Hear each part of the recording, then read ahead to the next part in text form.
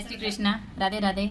आज गीता जी का 10वां अध्याय सुना रहे, कोई भूल हो तो माफ करना। 10वां अध्याय। श्री कृष्ण भगवान ने कहा, हे महाभाव और मेरे कल्याणकारक वचन सुनो, तुम पर मेरी अत्यंत प्रीति है, अतः तुम्हारे कल्याण के लिए मैं कहता हूँ। मेरी उत्पत्ति का हाल न तो देवगण जानते हो और न महर्षि लोग, मैं ही देवों और महर्षियों का आदि कारण हूँ। जो मुझे अजन्मा अनादि और सब लोगों का ईश्वर जानते हैं, वैसा मोह रहते हैं, उनके पाप नष्ट हो जाते हैं। बुद्धि ज्ञान अंश मोह क्षमा सत्य दम सम दुख जन्म मरण भय और अभय अहिंसा समता संताप तप दान यश अपयश इत्यादि जो अनेक प्रकार के भाव है, वे सब मुझ में उत्पन्न होते हैं। 7 महर्षि और उनके पहले 4 मनुष्य मेरे मन से उत्पन्न हुए। जगत के समस्त प्राणी उनसे उत्पन्न हुए। जो मनुष्य मेरी इस विभूति को भली बातें जानते हैं, वे निश्चय योग से सिद्ध होते हैं, जिसमें संदेह नहीं है। ये जानकर कि मैं ही सबका उत्पत्ति कारण हूँ और मुझ में ही सब की प्रवृत्ति होती है। विवेक प्राणी मेरी उपासना करते हैं, वे मुझ में अपने चित्त और प्राणों को लगाकर एक दूसरे को समझाते हुए भजन करते हैं, सदा संतुष्ट और सुखी रहते हैं।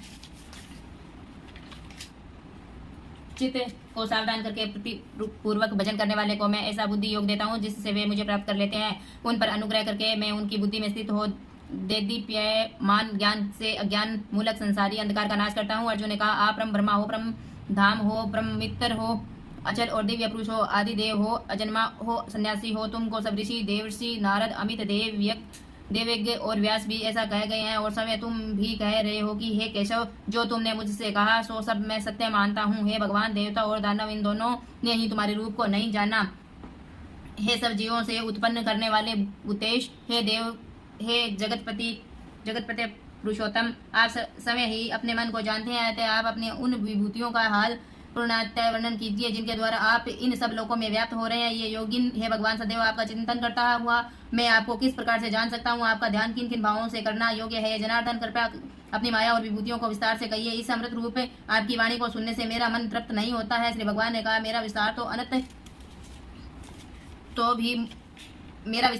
है, तो भी मुख्य विभूतियों को मैं तुम्हें सुनाता हूँ। हे गुणकेश, समस्त भूतों के अंतकरण में रहने वाली आत्मा मैं ही हूँ। मैं ही उनका आदि मध्य और अंत हूँ। मैं आदित्यों में विष्णु, प्रकाशकों में अनेक किरणों से भूषित सूर्य, मृदुगणों में मारीच और नक्षत्रों में चंद्रमा हूँ। मैं वेदों में सामवेद, देवों में इंद्र, इंद्रियों में मन और घृतमात्र में चैतन्य में ही हूँ। मैं रुद्रों में शिव, यक्ष राक्षसों में कुबेर, अष्टवसुओं में अग्नि और पर्वतों में सुमेरु में ही हूँ। हे पार्थ, पुरोहितों में बृहस्पति, सेनापतियों में स्कंद और जलाशयों में समुद्र में ही हूँ। मैं महर्षियों में वृक्षवाणी और अक्षरों में ओंकार, यज्ञों में जप और स्थावरों में मैं हिमालय में ही हूँ। वृक्षों में पिप्पल, देवर्षियों में मैं नारद, गंधर्वों में चित्ररथ, सिद्धों में कपिल मुनि, वेदों में अमृत से उत्पन्न उच्चेश्वा, गजेंद्रों में ऐरावत और मनुष्य में राजा में ही हूँ। शस्त्रों में वज्र, गौओं में कामधेनु, प्रजा की उत्पत्ति करने वाले कामदेव और सर्पों में वासिक में ही हूँ। नागों में शेषनाग, जलाचरों में वरुण, पितरों में अरियमा और शासन करने वालों में यमराज में ही हूँ। दैत्यों में प्रहलाद, ग्रास करने वालों में काल, मृगों में सिंह और पक्षियों में गरुड़ में ही हूँ।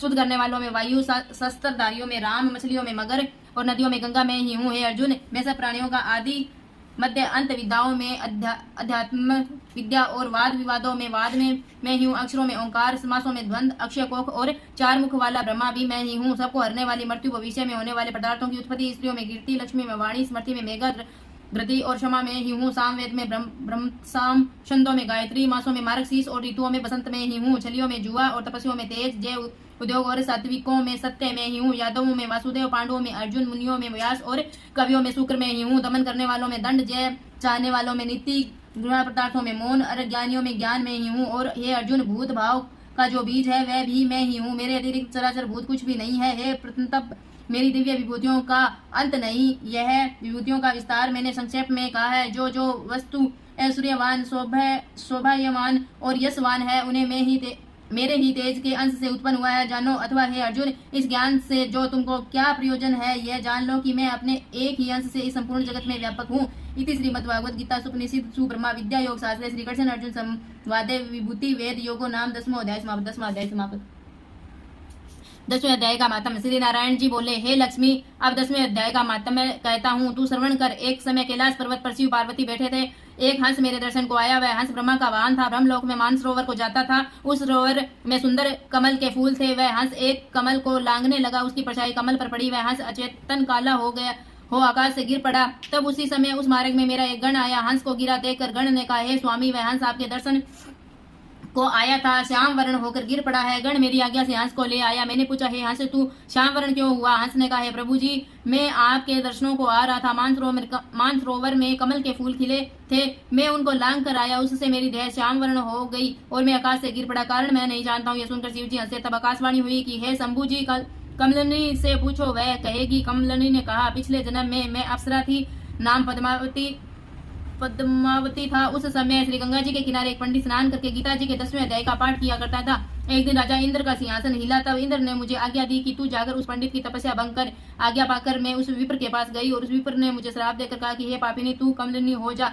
उसी समय मैं कमलिनी हो गई। तभी से मैं गीता जी के 10वें अध्याय का पाठ करती हूँ। उसी से मेरा तेज है कि मुझे लांघने वाला काला होकर अचेत हो जाता है। तब हंस ने कहा कि मेरा यह श्याम वर्ण कैसे श्वेत वर्ण होवे, और तूने इस कमल देह से छूट कर कैसे देव देह पाई? तब कमलिनी ने कहा, जब कोई श्री गीता जी के 10वें अध्याय का पाठ सुनावेगा तब उद्धार होगा। तब उस पंडित ने सरोवर में स्नान कर शालिग्राम का पूजन कर 10वें अध्याय का पाठ किया। उसे हंस और कमलिनी ने सुना, तब उनका उद्धार तत्काल भया।